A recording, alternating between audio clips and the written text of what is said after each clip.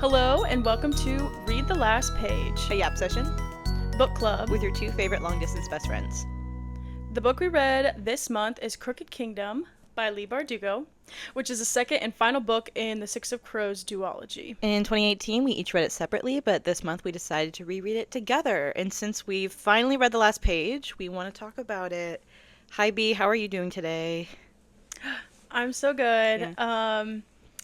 Thinking about how I said I was doing in the last couple episodes, I have AC now. Mm-hmm. I'm no longer sick. It was not my allergies, everybody. I had COVID and I didn't know, but I'm totally fine now. Mm-hmm.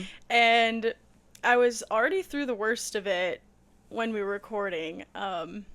So yeah. Yeah. I'm feeling great though now. What about you, Dan? How are you doing? I'm doing great. I feel like I've been really anticipating recording this because this is the first episode where we're doing an order. I don't know if people understand how we started this podcast, but for some reason we were like, oh yeah, let's just start with our Six of Crows episode. And that's the first episode we recorded together. And then we were like, no, we actually want to hold off on that. We did our introductory, Yap session. Right. And then I feel like we've been, out of sorts almost with how we're uploading. And so now I'm like, okay, good. We understand where exactly this is in the lineup of how the episodes are going to record. And I also feel like the first two episodes were definitely our bad pancakes of the batch. We had to learn a lot. Do you know what I mean? It's we had to learn a lot. You gotta be bad before you can be good. Yeah, it's so true. But so this time I'm really confident we're going to have no audio issues. We're going to have no editing problems. It'll be really good.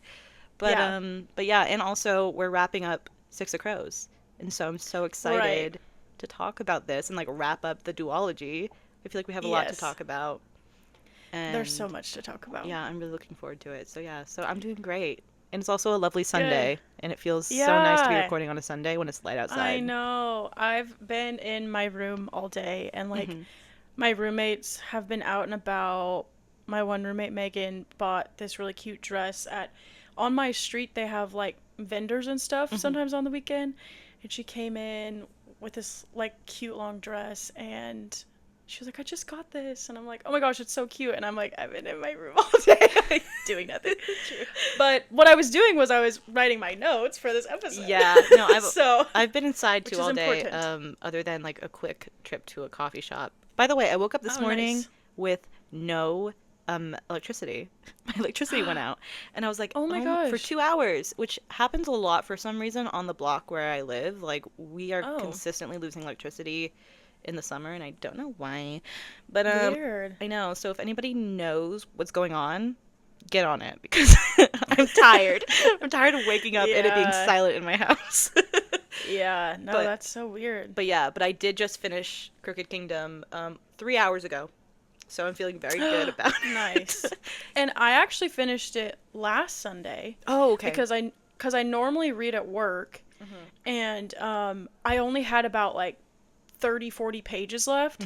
And so I knew okay, the next time I read this, I'm going to finish it. And I just didn't want to finish it while I was at work. Yeah, that's so true. And it's so good that I didn't wait until this past week to read because I actually was training a new person at work. Oh. I didn't know I was going to be doing that. And so really cut into my reading time. But luckily I wasn't, I had a different book, but I, didn't have a deadline to be reading it by. So yeah, it was really nice last Sunday. And also when I finished it last Sunday, both of my roommates happened to be out of the house and it was raining a little bit. So there's a middle school right behind my apartment, and so there's a soccer field and basketball and tennis, a whole bunch of courts and stuff, and so people are always playing out there and playing music and talking and whatever, and I'm very sensitive to sound, but because it was raining a little bit, nobody was out there, nobody was home,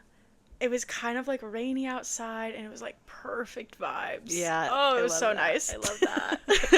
It was so nice. And then I was crying because, well, I was finishing the book. Yeah, like and it's just that good. we will get to it, but I did forget how emotional this book gets. Like, Yeah. I was like, I know exactly what's gonna happen. Like, I cried a little bit the first time, sure. I'll be fine this time. And I sent you a photo of me finishing it, and I was like, no, we did not get away without some tears. I know, and what's crazy is, like, we've both read this book, and seriously, like, I feel like Six of Crows, I remembered a lot of this stuff, but, like, but I had forgotten enough that it was still, like, I felt kind of like I was reading a new book just about people that I already knew.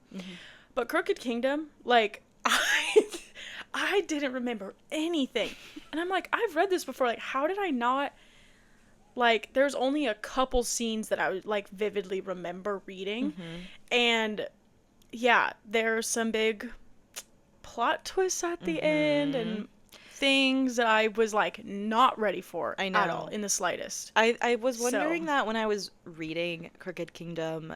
Well, first of all, before we get into it, as always, this is going to be a very, very spoiler-filled episode. So if you are listening to this and you have not read Six of Crows or Crooked Kingdom, I can never say that. But if you haven't read this duology, go and read it and then come back and listen. We both highly, highly, highly recommend it. This is one of our favorite 10 out of 10, absolutely. Favorite books. So that's the only warning we will give people. But what I was, because we will be saying things that happen. I was trying to though think about why Crooked Kingdom feels less cemented in my memory than Six of Crows. Yeah. And I do think it's because this book, compared to Six of Crows, like, it's definitely not plot driven, I think. Oh, okay, yeah. Because Six of Crows, you know, is like, the whole purpose of it is we're going to the ice core, it's a heist. We have to get this scientist who created this drug that's going to impact thousands and hundreds of whatever people. And so it's like there's kind of like a strong plot in that one, and then this one is just the after effects of everything that happened in Six of Crows. And so I still can't really, if maybe you asked me what the plot was, I don't know if I can give you the plot. I can just be like, well, so like Inej is like away in the beginning, and like she's like having her own issues, and then Wylan is like like you know, so I feel like that might be why for us both we kind of had some weird memory loss as far as what happened in Crooked Kingdom. I did have a lot of moments that I remembered, but they were all like character moments because I'm so deeply attached to the characters. So it's like I remembered a lot the scene with like Kaz and Inej and the bandages, which we literally... And see, I didn't remember that. So in our last episode, I like kind of hinted at it where I was like, there's a scene with Kaz and Inej that is so good. That you're gonna like, you'll freak when you reread it. But yeah, so like a lot of like those key scenes with the characters. But I think that's why, I guess we can start here as far as where the episode starts. But like, do you have a preference on which book you might like more? I know you don't really like ranking or kind of sorting things, but I feel like, well, I'll say that like when I finished reading Crooked Kingdom, I immediately was like, I want to restart this book right now. Yes. Like, I want to read it again. And I didn't necessarily feel like when I finished Six of Crows, I was like, I'm so ready to read Crooked Kingdom. Yeah. I wasn't like, I need to reread this one. And that's like, so true. I feel like, I don't know.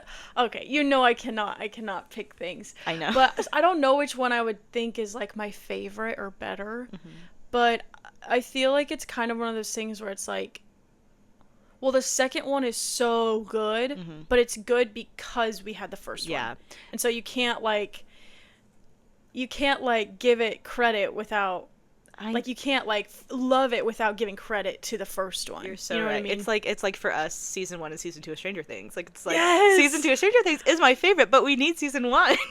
Right.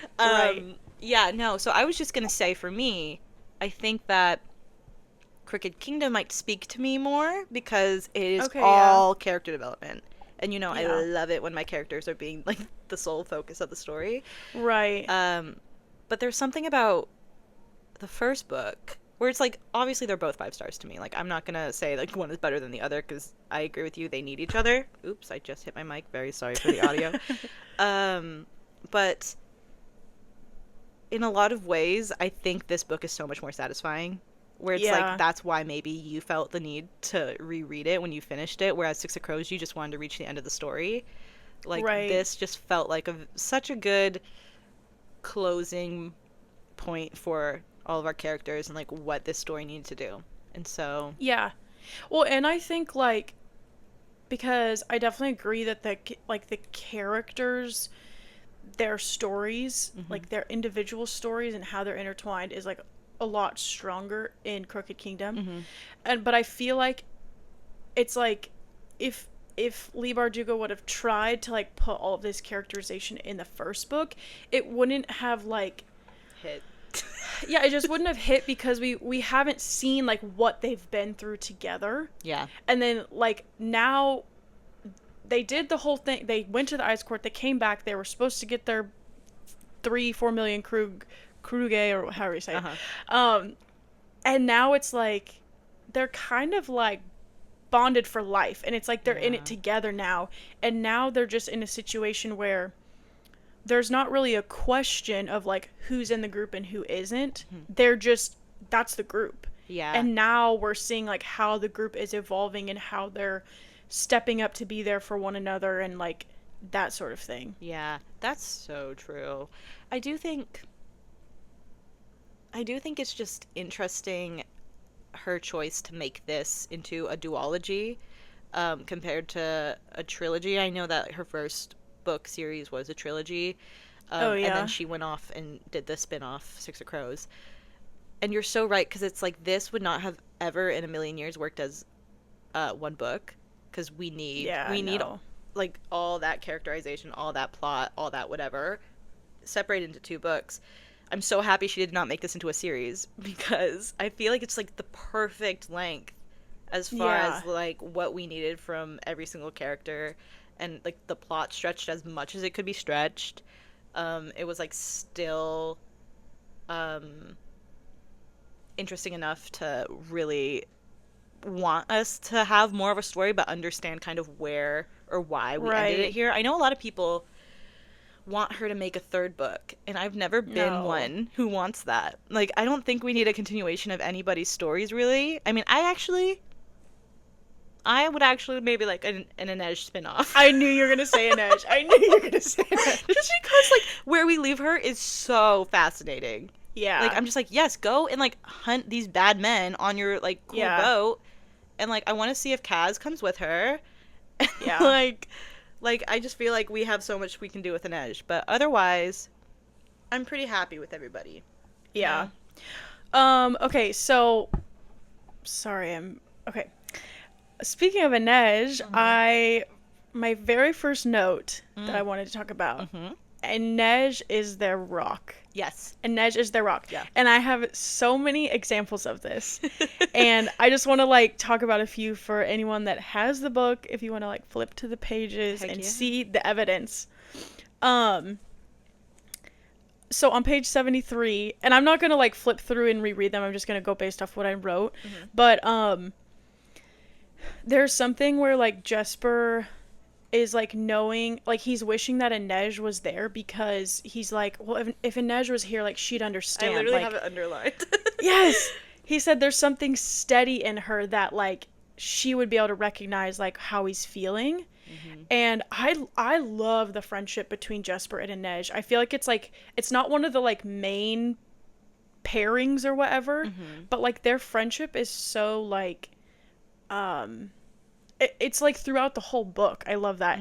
On page 84, Nina is talking about, like, when she was going through, like, her Jurda Perem withdrawal, and, like, how, like, she needed to, like, remain sane and remain grounded, and, like, the thing that kept her sane was, like, thinking of Inej, and, like, thinking of how, like, everything Inej has done for her, and, like, Nina wants to, like, give back, like kind of like she owes her life, you know. Yeah. And so she would think of Inej, and like that's what like kept her sane and stuff. And then Matthias on page 125, there's some moment, I honestly don't even remember, but they're like kind of in like a bad situation, and Inej shows up, like she kind of just like appears the way that she appears. And it says that the Matthias is like relieved to see her. Like he's like, okay, like if she's here, like we're gonna be fine. Yeah. And like he says, like from the get-go, he's like, I haven't known her that long, but from the get-go I've always admired her courage. Oh my gosh. And then there's a moment where when they finally get Inej back, like, you know, get her back from, and she like goes into like the little, not the bunker that they're in, but like the at the graveyard. Oh yeah, yes. What do you call that? Like the tomb? I get like yeah. Whatever. Yeah. Yeah. Anyways, they're all like they're all like elated to have her back. Like it's such relief that they're all back together, and like she has a moment with Wylan where Wylan's like, I'm sorry, like about my father, like about what he did to you, and she's like, we're not our fathers, like it's okay. And so she has this moment with every single character, and then I don't even need to bring up like a Kaz situation because that's just like the whole book. Yeah. Is like Inej being Kaz's rock. Yeah. And so it's like there's like such clear times where every single character is like relying on her or like feeling secure because they have her, and I just like, oh my gosh, like I just love, and I didn't even like think, like I was just like taking notes on different pages of things that I really liked, and I realized like all of these moments where like Inej is the one who has like kept the group together or kept the characters like feeling okay and feeling secure. Yeah. Just amazing. She's my favorite character. I realized in this during Yeah, this reread. oh, I can tell. I just love her so much, and I think it's so telling to know that she is this kind of she finds so much power in just by choosing goodness over and over, and it's like you see that in certain characters in this book. So it's like I think another person who does this is Wylan, and so in a lot of ways her and Wylan are kind of foils of each other in their True. I know. And so you know what, actually, now that we're talking about this, I think Wylan and Kaz are a very interesting duo. Yeah. Because to me, they're the most opposing characters. They have very, very different ways that they like handle themselves, in the way that like their thought processes, whatever. And I think it's really interesting like seeing them paired together a bunch in this book. So it's and it's like every single time Kaz is like, I don't want to be paired up with Wylan, but he has to be. But he constantly shows Wylan like these like moments of like almost like what's it called when you're just trying to comfort somebody and you're trying to like sympathy? I guess not sympathy, but like he's like trying to help him realize that he is not the problem. Like he's like Wylan has a lot of shame about himself because of his father, and like and there's this really great moment between Kaz and Wylan where they are like talking about shame and how we are not the people who, and Inej has a moment with him too, and same with Jesper, where we are not the people who raised us, and like we are not the people like the reason why Wylan feels so insecure is because he thinks he's done, because that's what he's been told his whole entire life. And so it's like we are not what we've been told. And so it's like in a lot of ways too we see that Kaz, who is also somebody who's very, very, very kind of caught up in all of his insecurities and all of the ways that he feels like he is not enough, like for Inej or for like anybody. In a lot of ways he has the same shame that Wylan does, and so it's like him kind of giving Wylan this like support and be like, hey, like you need to break through the shame. He's also telling himself that, and so it's interesting to see the connections between Wylan and Inej, and then how kind of Inej is this rock for Kaz, and in a way Kaz is being a rock for Wylan, and so it's like they kind of form this interesting triangle where they're all kind of leaning on each other for different reasons. I don't know, I just think it's really interesting to look at. Yeah, and speaking of like Wylan and Kaz, something that I noticed was when we're learning about Wylan's backstory of how like his dad's like men are like trying to kill him on the boat, and then he like jumps overboard to like escape them. Like I felt like there was purposely some like parallels between like that went right over my head. Yeah, like because like Kaz's whole story starts with him being in the water and like not knowing where to go and showing up on the shores of like Ketterdam and like being like, what am I gonna do? I'm penniless, I have nobody. And I feel like Wylan, like they're thrown in the water for very, very different reasons. But I was noticing like, because Wylan was talking a lot about like being wet and being in the water, and I feel like that's so like very much a part of Kaz's backstory. And I felt like there was like purposely like a parallel made between the two of like they kind of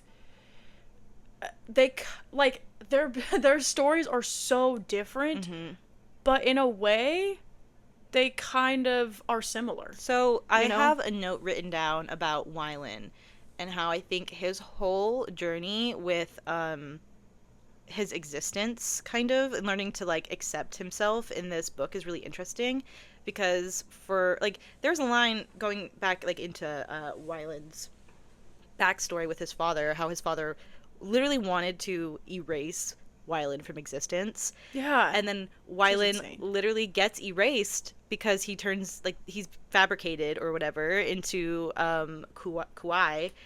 And it's interesting then to see also, in a lot of ways, you can also say Kaz erased his former self. When True. Like, right? So, like, he because he like, changed his last name or whatever, and he's like, that person died. Yes. And like, Dirty Hands was born, basically. And so through... Isn't that... Leigh Bardugo! Oh my gosh! That's crazy. But yeah, so it's so interesting to see, like, kind of Wylan then be stripped of his identity, literally in the physical and, I guess, mental state. Right. And then we see throughout the book Wylan take action, kind of be able to come back into himself and, like, gain confidence in himself.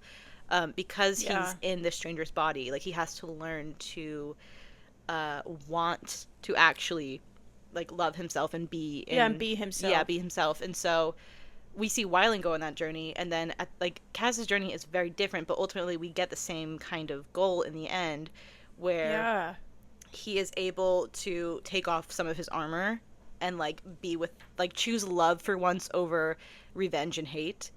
And so... it's just, they really, like, they feel like such different characters, but they go on very, very, very similar journeys together. And it's so interesting that Leigh Bardugo showed such different reactions to kind of similar backstories in ways. Like, you know? Yeah. And, sorry, I'm rearranging. Oh, no, you're fine.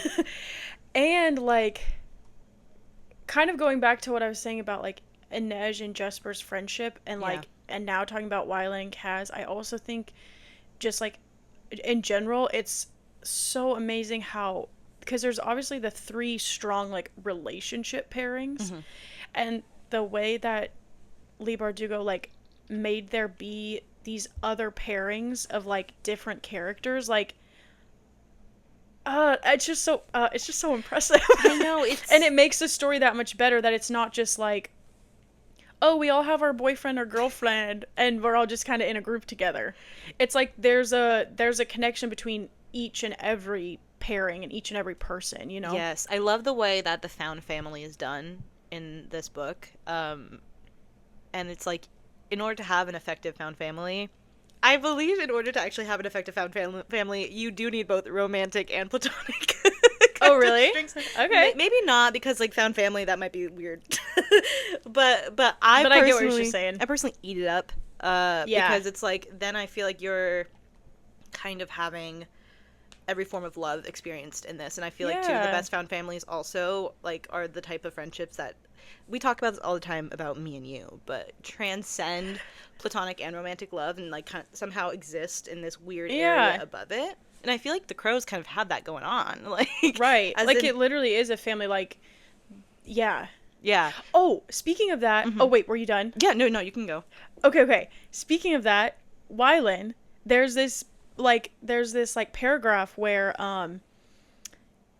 but, like, whenever he's tied up and he's about to get, like, beaten up to, like, tell me the truth about whatever's going on, and he's, like, there's this whole paragraph about how he's summoning, like, what he's learned from his friends, like, he's summoning, like, the courage of Inej and the whatever from Kaz and the whatever from Matthias.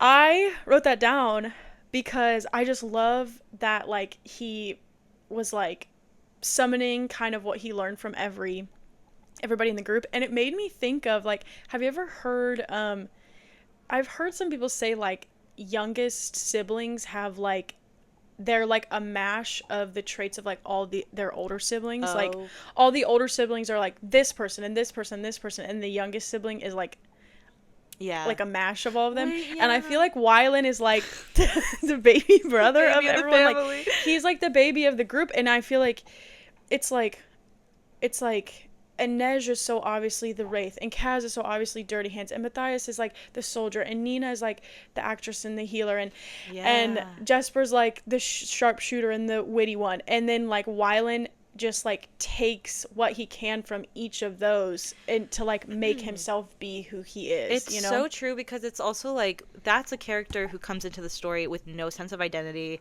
Like, his father kind of took all foundations of love and support away from him, and so he did not know himself at all coming into this book, and the fact that he's able to leave with scraps and pieces of, like, just people that he loves and, like, the support that he needed the whole entire time, that's so beautiful. Like, it's like, just, I love you, Wylan, and you deserved everything. I know I'm so glad that we get Wylan chapters in this book. I know. So speaking of, I love the fact that he starts this book. So I feel like Leigh Bardugo kind of tried to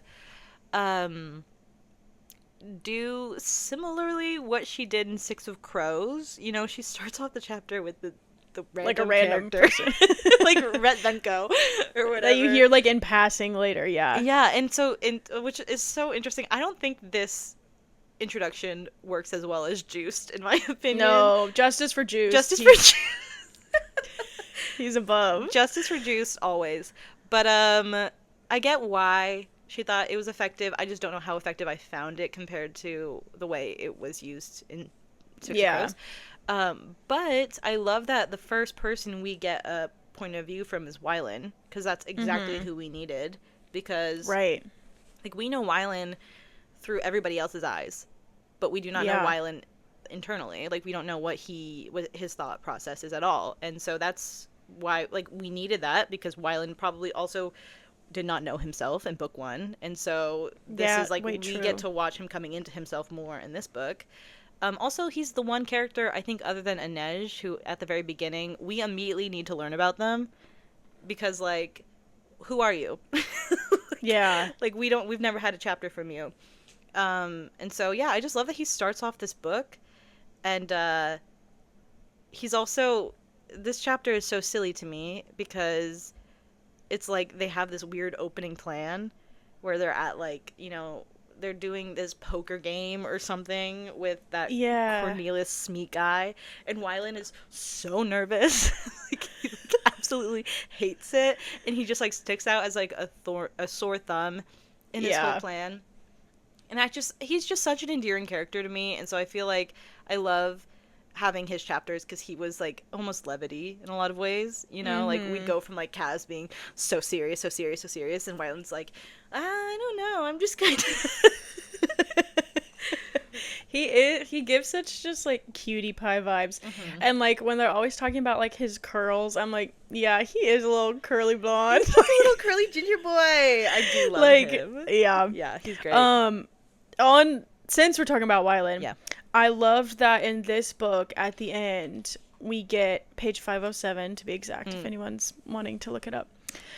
Wylan and Jesper finally have their stay moment. So I think I talked about in the last episode how like Inej and Kaz and Nina Matthias like very close together, like 2 chapters that are pretty close together, like they both have a moment of the other one being like stay with me, stay here, do this with me.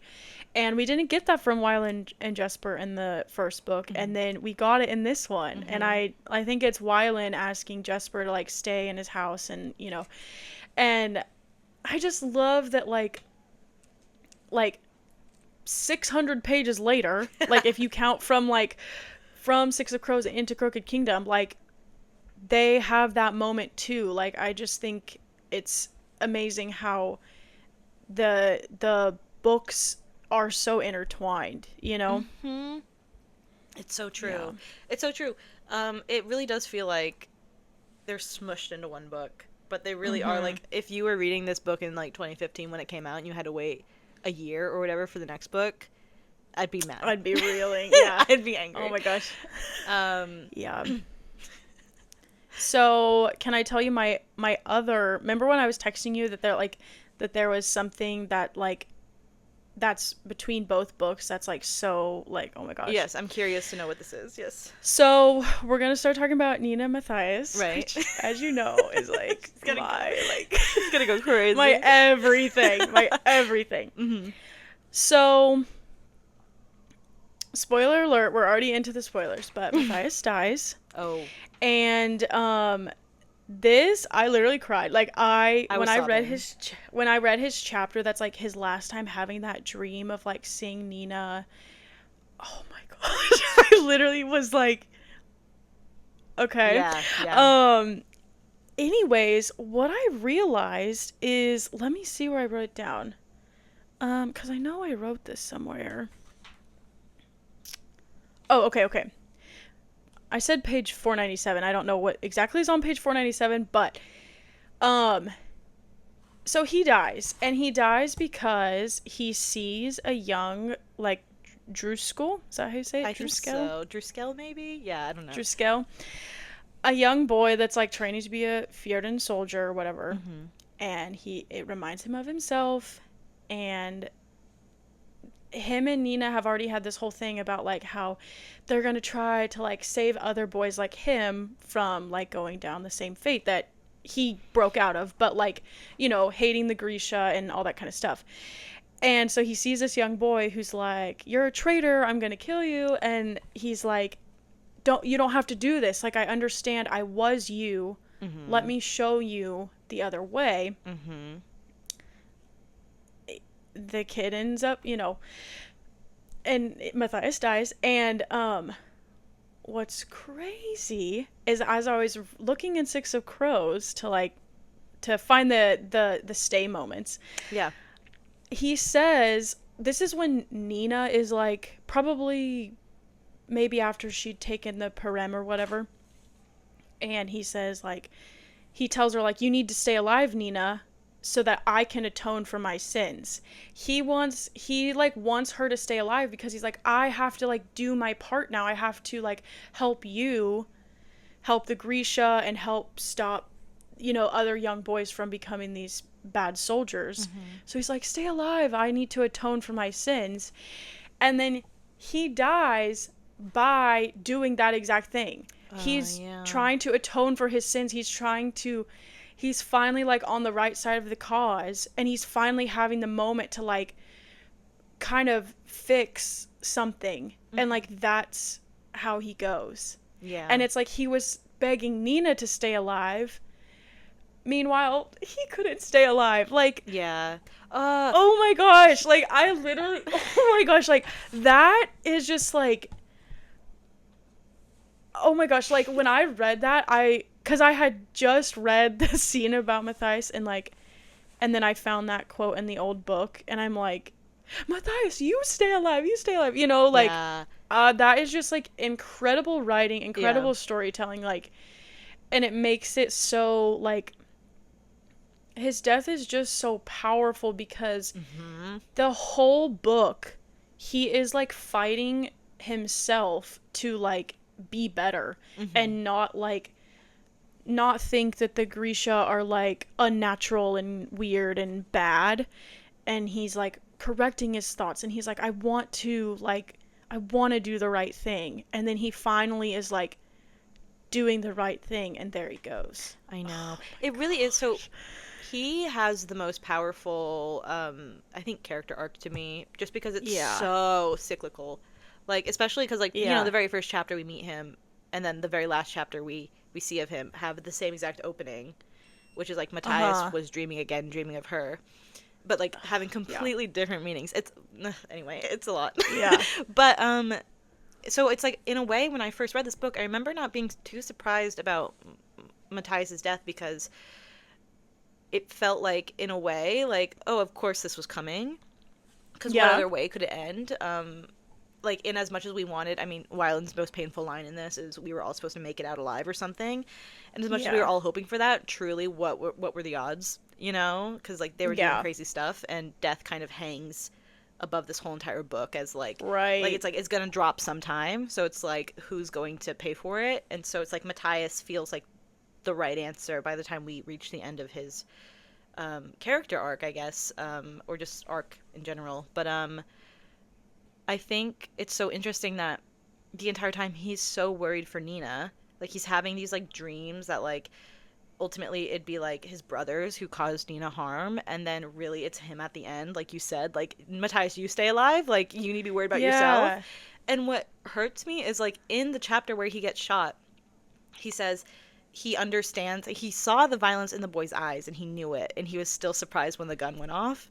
I literally just got chills. I know. It literally hurts. Like, it's like he understands, like, what like, there's so much distance between him now and who he used to be, and he understands exactly why that boy feels that way, but he still has this loyalty that, like, Mm-hmm. this, they're going to choose him or understand, like, where he's coming from. Right. But it's just like, it was never going to happen because Yeah. of like what the Druskel are as a group, and it's like, Right. yeah, it's just really painful, but it's like really lovely that he was, in a way, his love for Nina, I think, in the end, he, like, ultimately, love over hate, once again, always Yeah. perseveres, and so that's what set him free, and he Yeah. was able to pass That's so peacefully, true. and that's, like, Yeah, and really they great.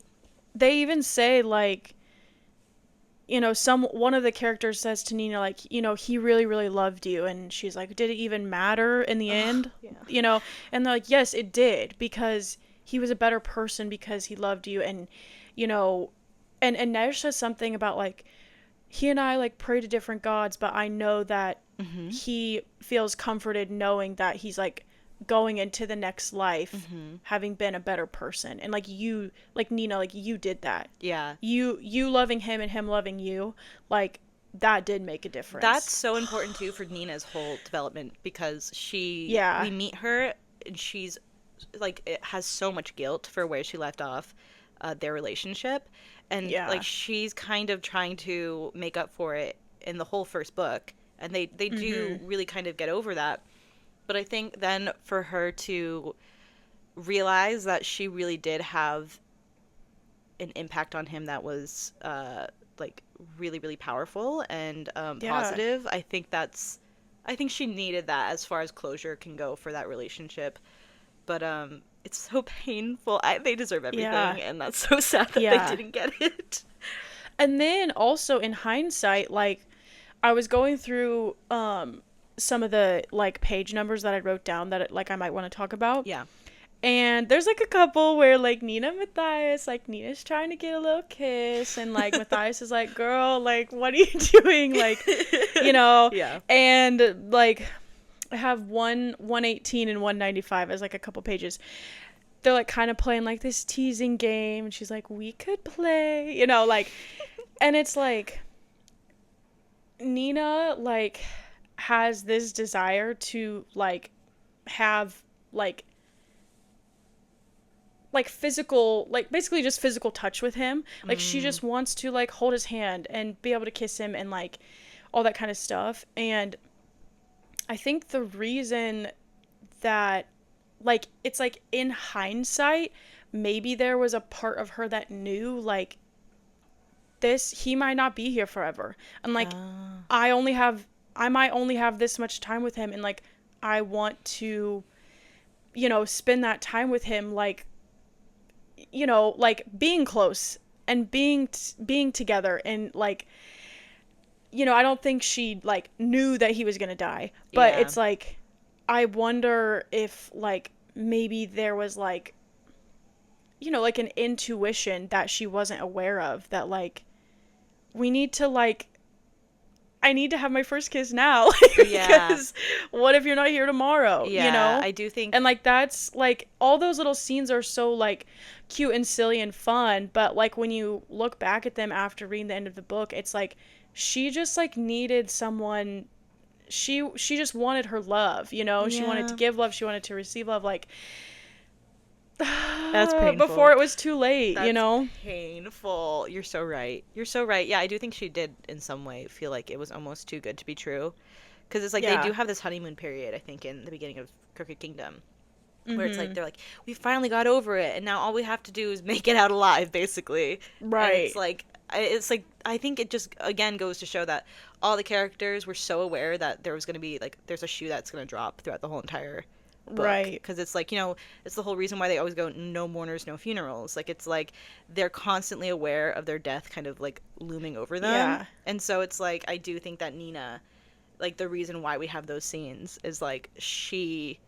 And then Matthias also, but for, like, he's wrong, ultimately, because he's scared for Nina's life and not for himself. Right. But it's like, yeah, like, I think that couple specifically, like, really did have that sense that it wasn't they weren't gonna make it out. Right. Which is so tragic. Because I love them. Truly a tragic couple. It really hurts. Yeah. And this is just funny, but I wrote that they had a Raylo moment. I was gonna say, this is so Raylo. On page 196, there's, like, they, like, say the secret code and they go sit at the table, and then, like, the door's shut and people are about to attack them, and it's, like, in a single breath, like, they're back to back, like, ready to fight. And I'm like, that's literally that scene in, I don't remember which movie, I think but the last one, maybe? Yeah, it's like Rey and Kylo are back to back, and, like, they're fighting all the people in the red. Like, yeah. Literally, like, that image was in my head. Yeah, during that's that part. So true. They really did give crazy Raylo energy this whole time. They even ended exactly how that couple ends in the movies. So oh my gosh, that's really upsetting. Yeah. Hi everybody, it's Dan here, coming to you from the editing room, aka my bed. So just want to give anybody who's listening or watching a heads up. About this point in the episode, we had a bit of audio issues. Even though I said at the beginning of the episode that we would be completely over that, I think I jinxed us. So, B, being the person she is, noticed hers and got hers fixed, so her audio sounds fine for the rest of the episode, and we explain in just a sec what went down. Me, on the other hand, did not notice that my audio, at the same exact time, also stopped working. So for the rest of the episode, you will be hearing audio from my computer, which doesn't sound horrible, but definitely does not sound like what it was sounding like beforehand. So I just wanted to give you guys a heads up. Thank you for sticking with us as we try to work out these kinks.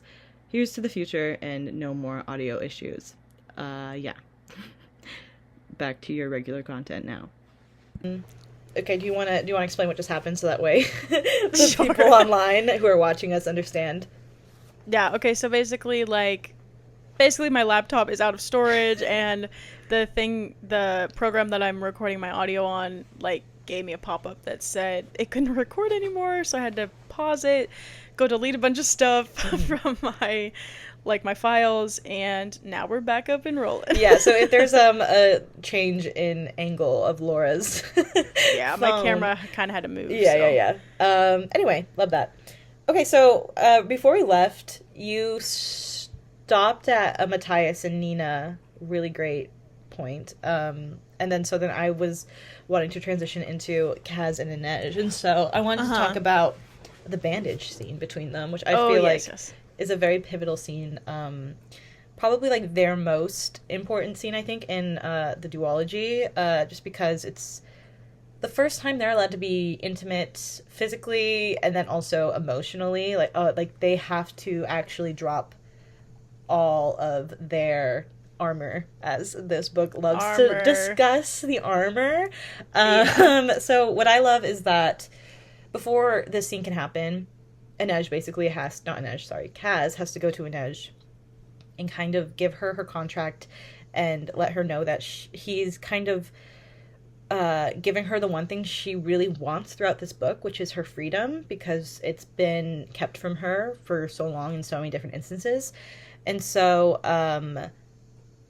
Kaz is basically releasing her from Per Haskell and then also himself, which is something that obviously he is talking about throughout this book. He does not necessarily want Inej to be away from him. He wants her to stay. Right. But he knows that, like, he has to, because to show her respect, he has to respect what she wants, and that is her freedom.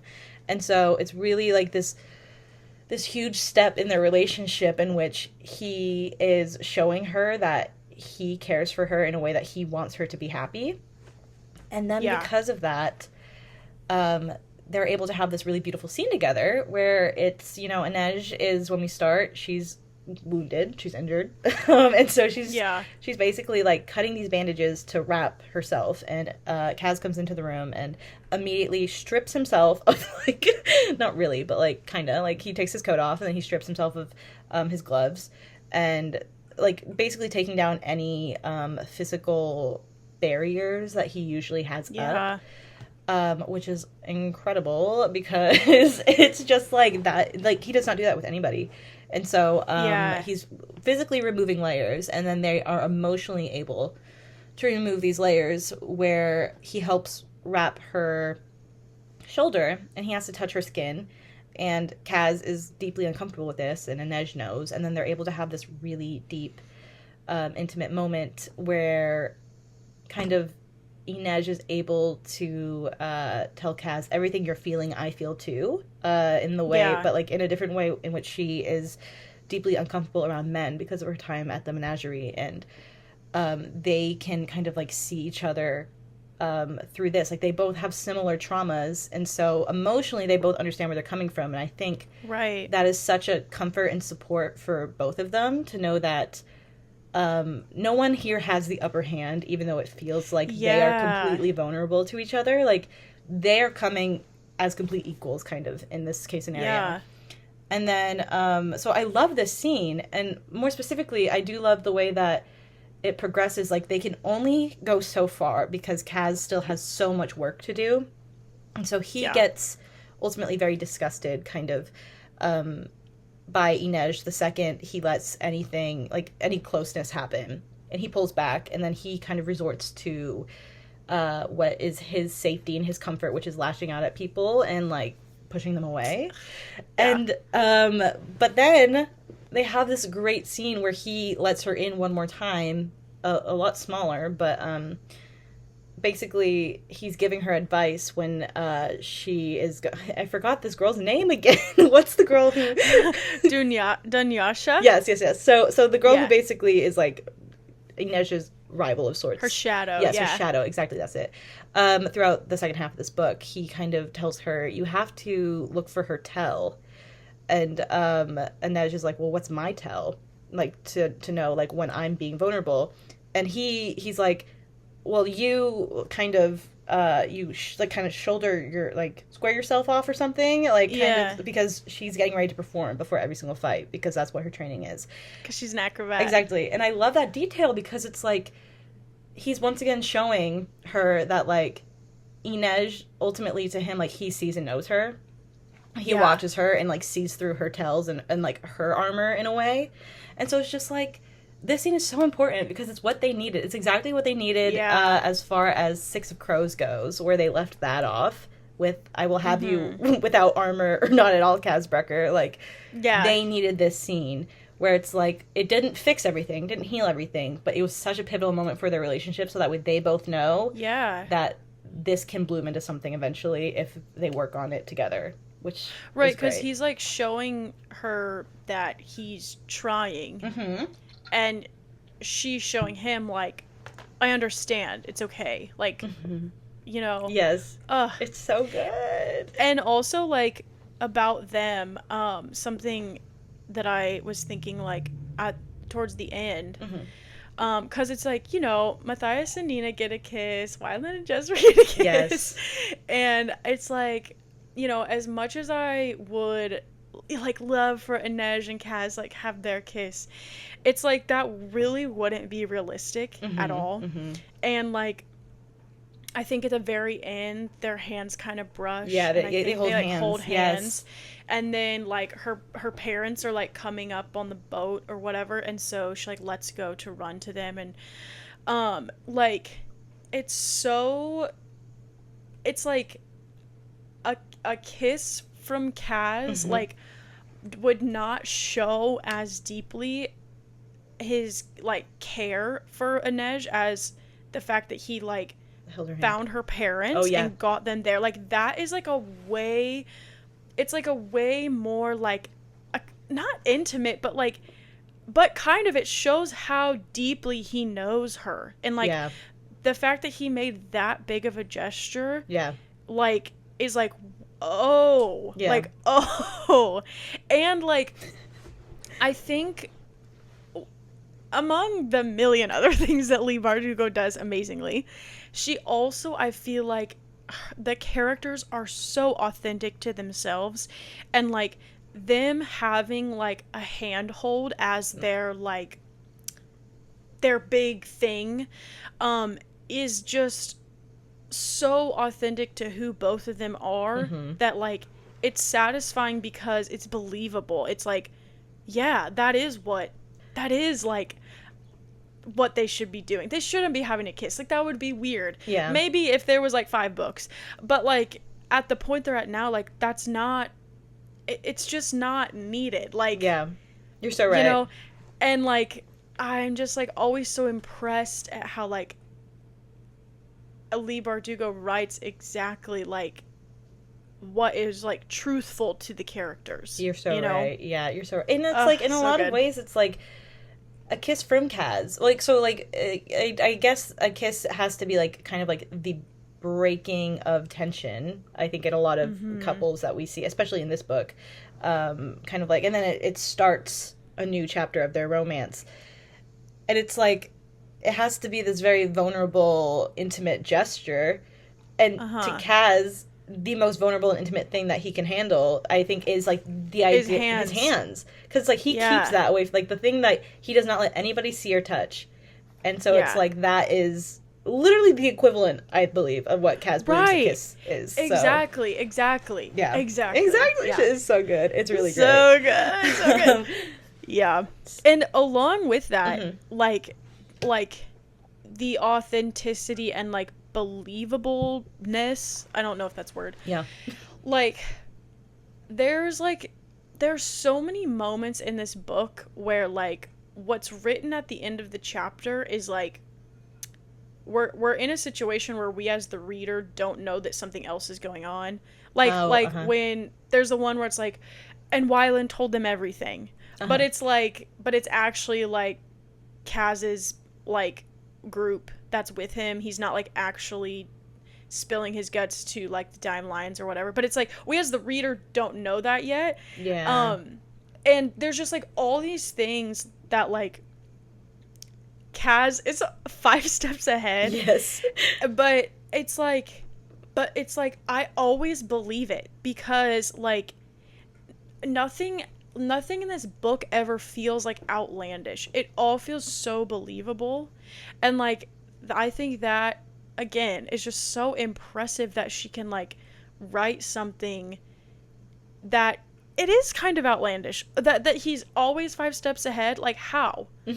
But we get enough detail and we get enough like glimpse into what he's thinking and how he figured this out and how he thought that far ahead, that it's like, oh yeah, and I totally believe Kaz could do that. You know what I mean? Yeah. And so like I think that like keeps this book at like a 5 out of 5 because it's like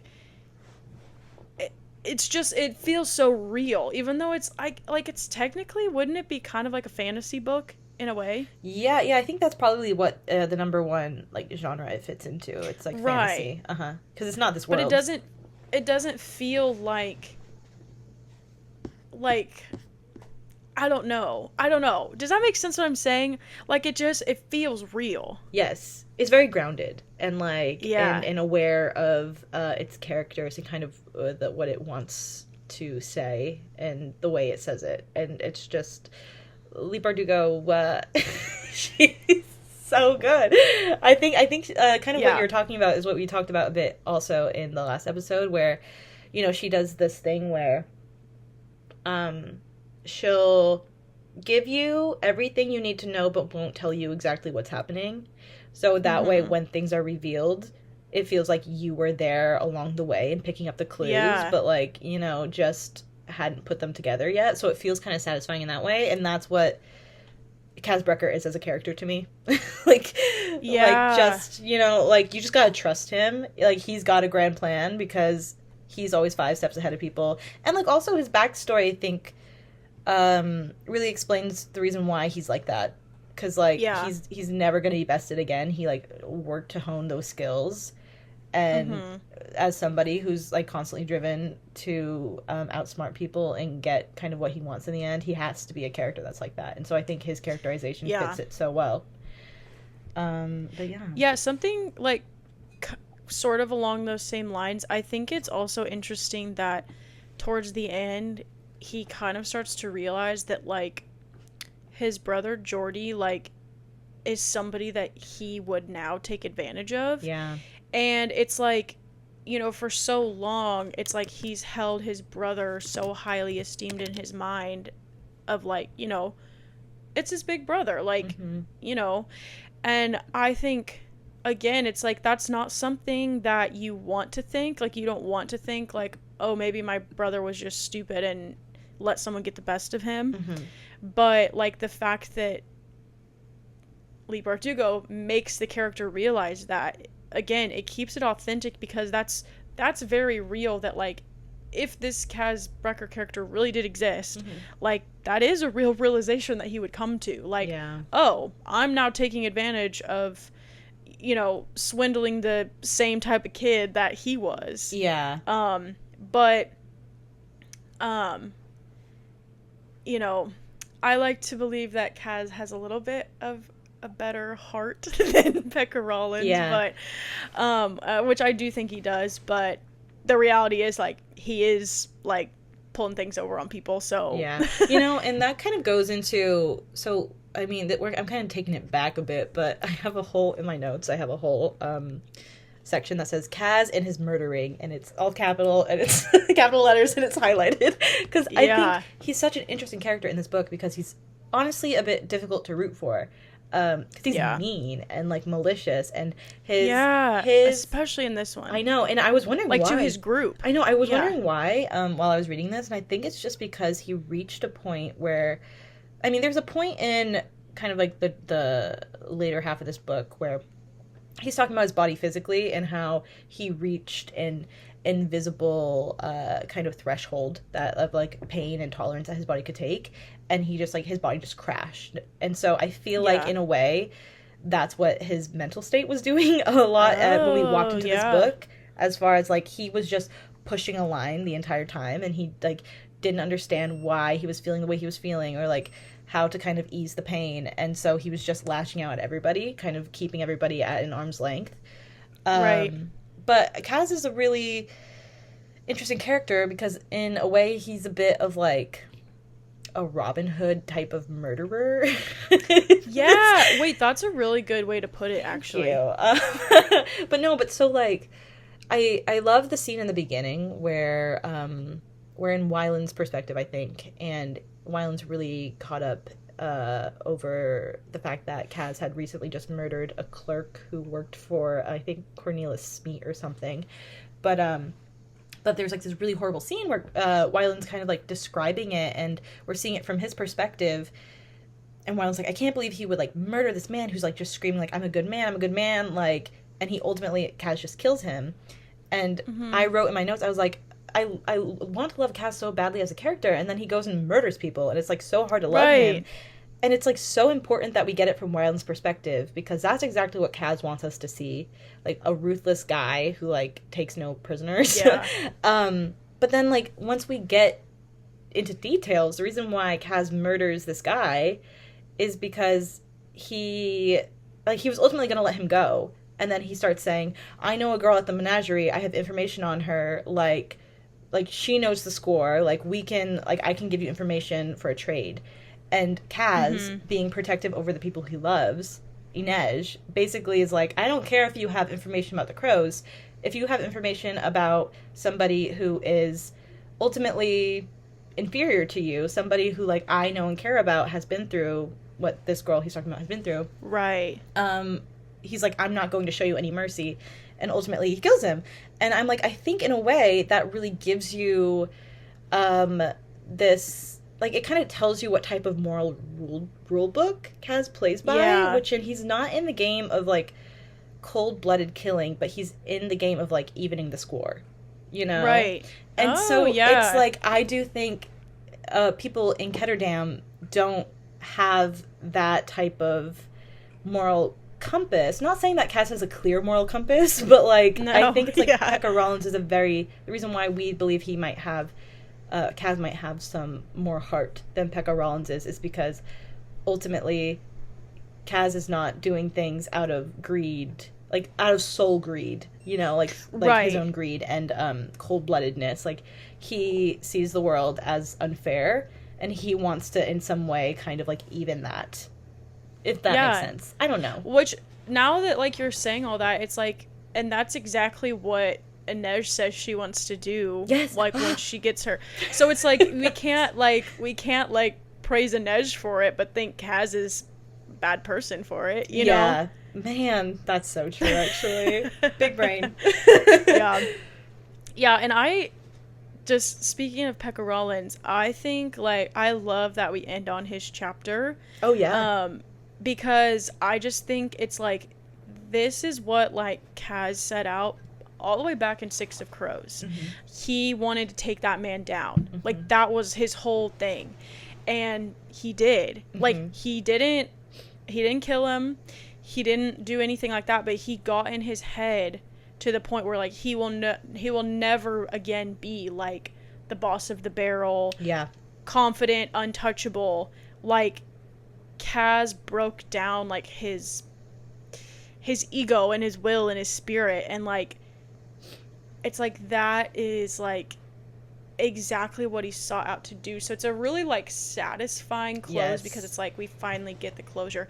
And then also, like, the fact that we that Inej is in that chapter. Yes. But, like, I think she's only called, like, the Wraith in that chapter. Like, we don't hear her name, but, like, obviously we know it's her.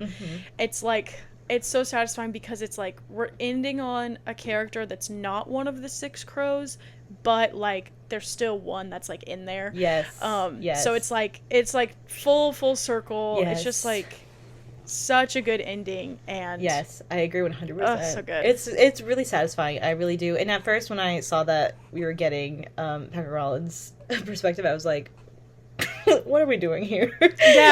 No, same. I was like, okay. Because we have this really great scene with Kaz and Inej kind of finishing, like, their journeys. And, like, it's, like, really happy, like, strangely happy. And, of course, we cannot just have a happy ending for this book because it's all about greed and, like, you know, revenge and all these, like, dark tones. And so it's, like, to kind of have Pekka Rollins's perspective where it's like we see kind of all of this all these themes, these darker tones in the first two books kind of, like, come to a head, be definitely, like, the sole focus of that chapter, but then also have this satisfying way of ending where we can definitely close the chapter and be like, ultimately we all got what we wanted. And the good guys, if there are any good guys, but I'd say the Crows are the good guys. One. Yeah. So I agree. I think it was so smart on Leigh Bardugo's part and made for, like, the perfect closer for these two. And that's why I think we don't need a third book. Because what else could we say? No, it wrapped up just how it needed to. Yeah. When you were talking about your, like, your big highlight that was like Kaz and his murders or whatever you said, it made me think of like how many times while I was reading this book, and I was like, my thought was always like, the insanity of Kaz. Like, Literally. this is the insanity of Kaz. And especially, I feel like the big culmination of that is like when he shows up at the slat or wherever it is, to kind of like take his title from Per Haskell.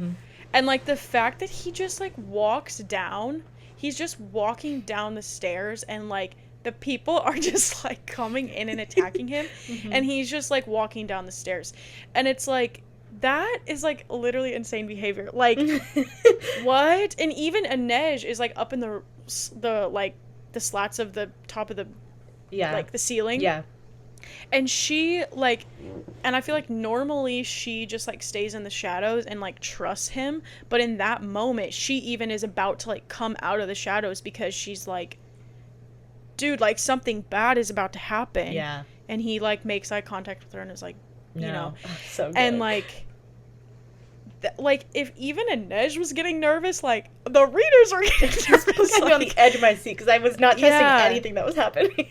Yeah, it's just like so crazy. He just has this insane like trust of himself. Yeah. And it's like and trust of the people around him to do exactly what he thinks they're gonna do. Yes. Like, he had to have known that people were gonna try to hurt him. Yeah. But it's like, but he knew that. But he also knew some of those new members were gonna be loyal to him, and they were gonna come through. Like, the fact that he can, oh my gosh, like, that's crazy. It just shows how intelligent he is in the fact that he understands how the world works, at least Ketterdam.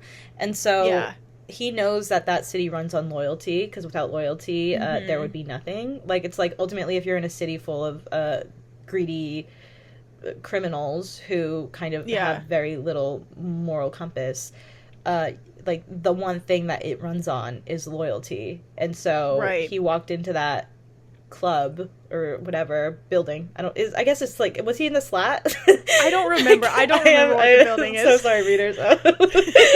People are probably screaming at us. But anyway, like, so when he walks into that room, and like, he has to trust that people are going to stay loyal to him, because that's like, without that, the city would crumble. And so he's just going off of what he knows and what he's observed, and it's just like, that's why he's the brains. Like, he just understands. Yeah. And even, like, again, with his brain and, like, knowing how people are going to, like, react to things, like, another thing that he does that is so, like, what?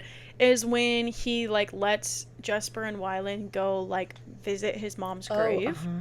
But it's actually, like an asylum type of place, like a, not rehab, but, yeah, it's like a facility for, like... Yeah, and his mom is there, and it's, like, the fact that however many chapters ago, Kaz found out that information, Wylan had no idea, we as the reader have no idea, and he's just like, oh yeah, go ahead.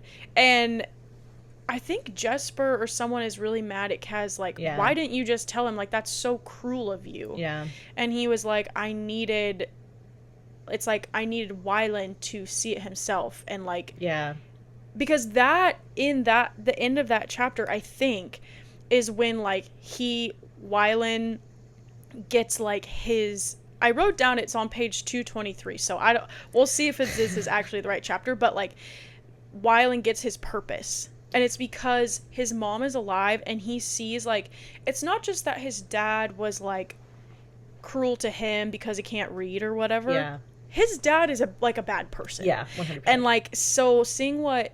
I feel like Wylan was, like, always thought, like, well, maybe I deserved the bad things that my dad did to me because I can't learn to read and I'm stupid or whatever. But, like, his mom didn't, like...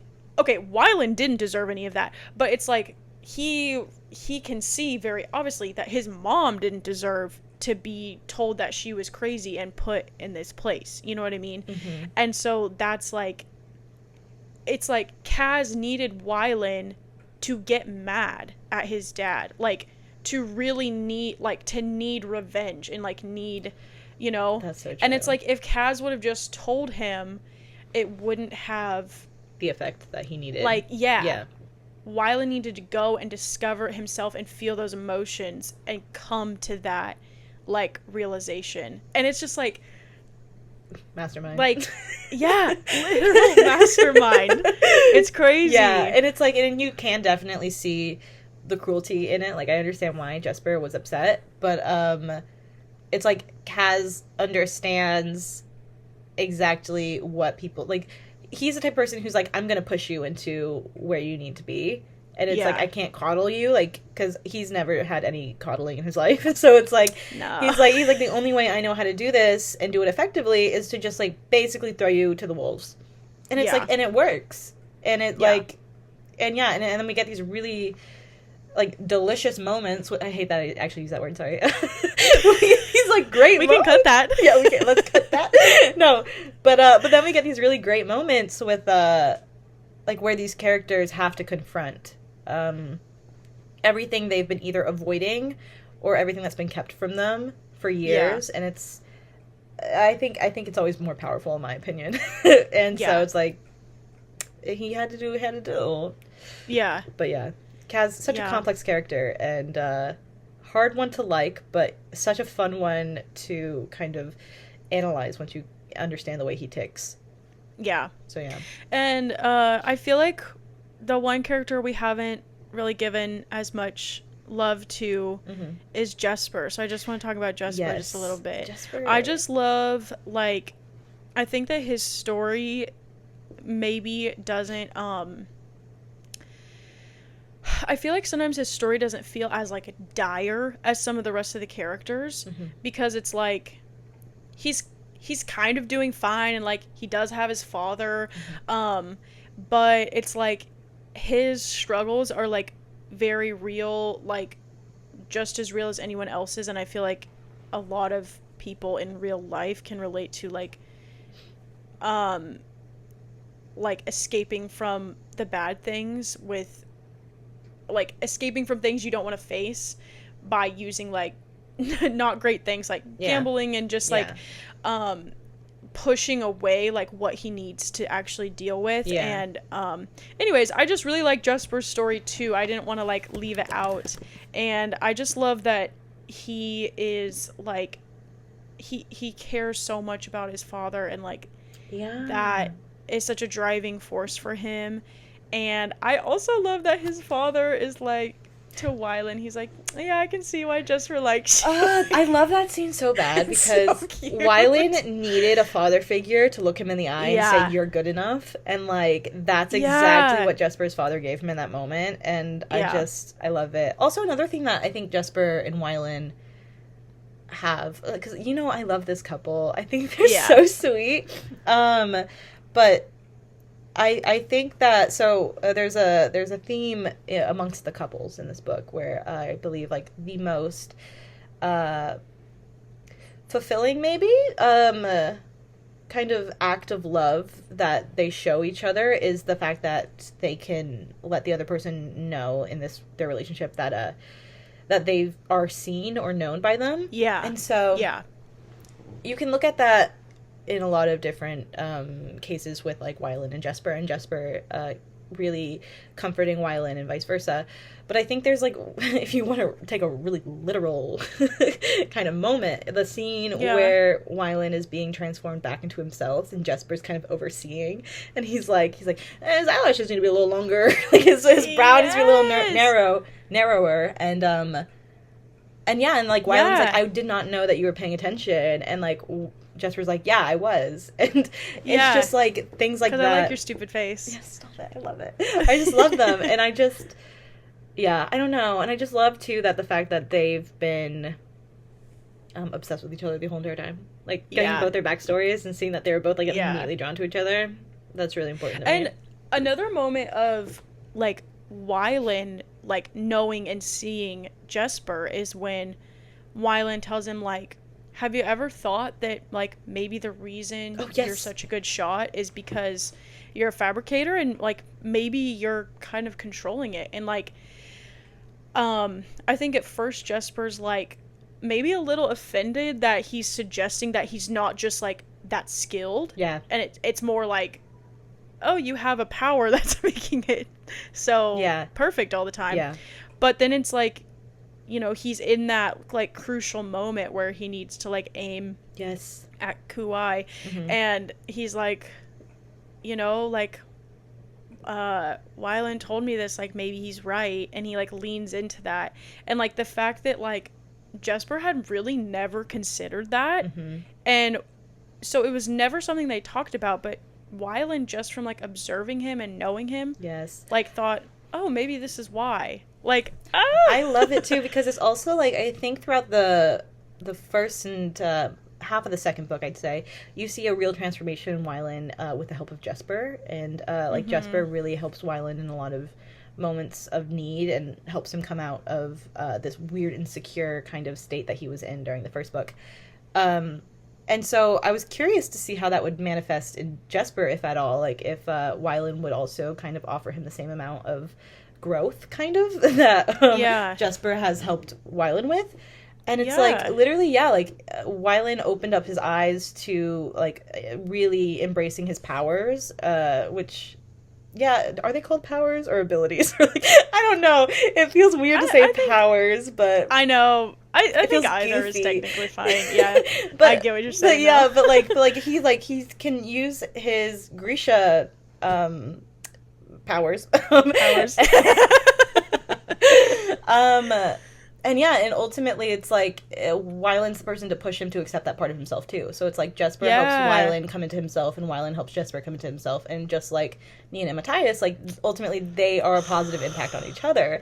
And it's just like all these couples are literally so perfectly matched and are ultimately getting themselves, or getting everybody, to a better, more positive place, other than Matthias, who died, but you know. Oh my god. Sorry. Ouch.